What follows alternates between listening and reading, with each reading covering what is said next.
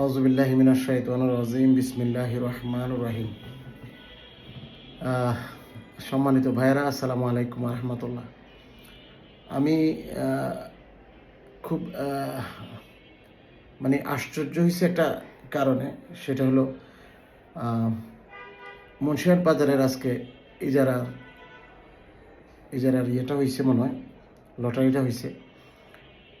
তো আমি যতটুকুন জানি ওটা সরকারি রেট 17,000, 6,17,000 এরকম ছিল। তো একজন লোক, ওনাকে চিনি না, ওনার পরিচয় আমি জানি না, যতটুকু শুনলাম নাকি উনি আওয়ামী লীগের প্রফেসর মফিজ আওয়ামী লীগের আগে কোনো নেতা ছিলেন অশোকপুর ইউনিয়নের।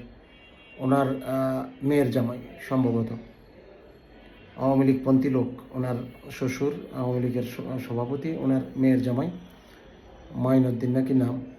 আমি কখনো দেখি নাই, শুনি নাই। উনি কাদুর বাজারও নাকি এরকম 1,60,000 টাকার জায়গা কত দিয়া, এর থেকে 3 লাখ কত দিয়া জানি নিছেন।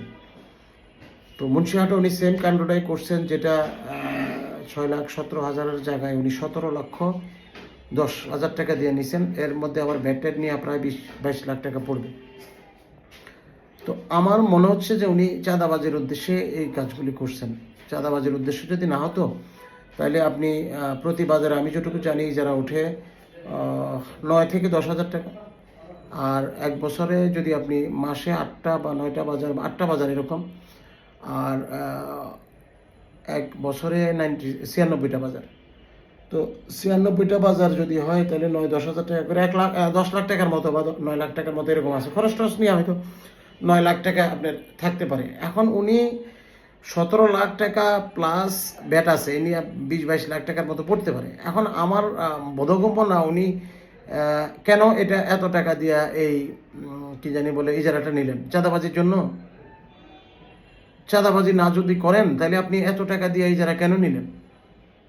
17 লক্ষ টাকা দিয়ে আপনি ইজারাটা কেন নিলেন? আপনি করবেন কি মুন্সিহাটে? চাঁদাবাজি করবেন? কি করতে চাচ্ছেন আপনি? ইজারা বাড়ায় দিবেন? মুন্সিহাট দোকানদার বা ব্যবসায়ীদের কি ক্ষতিগ্রস্ত করতে চাচ্ছেন? সরকারের কি ব্যয় আদায় পালাইতে চাচ্ছেন? আপনি যখনই ইজারা বাড়ায় দিবেন, তখন ওরা তো তরকারির দাম বাড়ায় দিবে, মাছের দাম বাড়ায় দিবে, সবজির দাম, সব কিছুর দাম বাড়ায় দিবে। আপনি যখন ইজারা বাড়াবেন, তো ওনারাও বাড়াবে। তো আপনি কেন 6,17,000 টাকার ইজারাটা আপনি 17 লাখ বা 20-22 লাখ টাকা দিয়ে নিলেন? এর উদ্দেশ্য কি আপনার? অবশ্যই ভালো উদ্দেশ্য না। আমি অনুরোধ করব যে এ ধরনের হঠকারী সিদ্ধান্ত থেকে আমরা যেন সরে আসি। এটা মারাত্মক ক্ষতিকর একটা কাজ। এ ধরনের কাজ কোনো মানুষ করতে পারে, এটা আমার মাথায় ঢোকে না। যে আপনি 6 লাখ টাকার সরকারি ডাক্তারে আপনি 20 লাখ টাকা 22 লাখ টাকা কেন নিলেন? আপনি চাঁদাবাজি করার উদ্দেশ্যে নিচ্ছেন? আপনাকে 1 টাকাও চাঁদাবাজি করতে দেওয়া হবে না মুন্সিহাটে। আপনি চাঁদাবাজি করতে পারবেন না। মুন্সিহাট চাঁদাবাজি কোনোভাবেই চলবে না। এই আওয়ামী লীগের আমলে যে চাঁদাবাজি হচ্ছিল, সেই আওয়ামী লীগের পন্থাই আপনি অবলম্বন করছেন।